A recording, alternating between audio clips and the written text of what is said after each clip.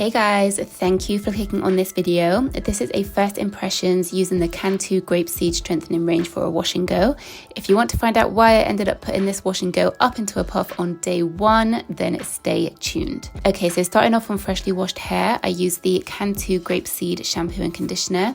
As you can see by my face, I was not very impressed by how my hair looked or felt. I was so confused because usually when my hair is at this stage, it feels super moisturized and the curls are nice and juicy and defined. But as we can all see, this was not the case after this wash day.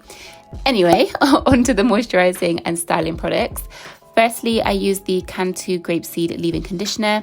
I usually love a Cantu leave-in conditioner, but I was a bit disappointed with this one as I felt that it was not absorbing into my hair and it didn't provide me with any slip, which is what I expect from a leave-in conditioner. I felt like I had to use a lot of product and that I had to take a lot of time to rub it into my hair to make sure it was really getting into my strands. Once I had applied enough and rubbed it in, my curls, however, did feel very moisturized and they were nice and defined. This leave-in and the whole range also does smell very, very nice. I applied the leave-in conditioner onto all 4 sections. Once all 4 sections were covered in the leave-in conditioner, I went in with the Cantu Grapeseed Gel. I've been loving this gel for slicked back styles, so I was eager to try it for a wash and go, and I had high hopes for it from how my hair felt after using it on other hairstyles. As I was applying the gel, I was noticing that it was making my hair go straight and that I had to scrunch my hair to get the curl back.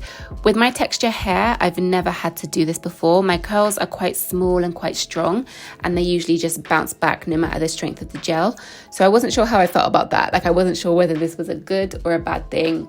Still don't really know, but just something to note. Can you see here how I'm having to really take my time brushing my hair because the leave-in just had no slip? My hair is not usually like this after having just detangled in the shower and applying leave-in conditioner. Anyway, back to the gel.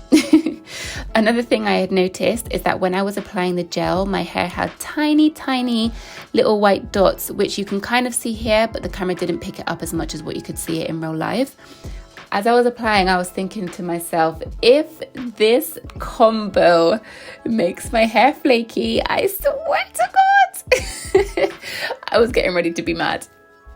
So yeah, I applied the gel to all sections and this is what my hair looked like once it was all covered in product.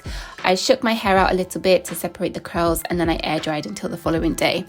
As usual, my hair shrunk up a lot and off camera, I stretched and shaped my fro and then this was the result of the wash and go. Now I know it doesn't look bad. It doesn't look bad at all, but it doesn't look as good as other wash and goes that I've achieved.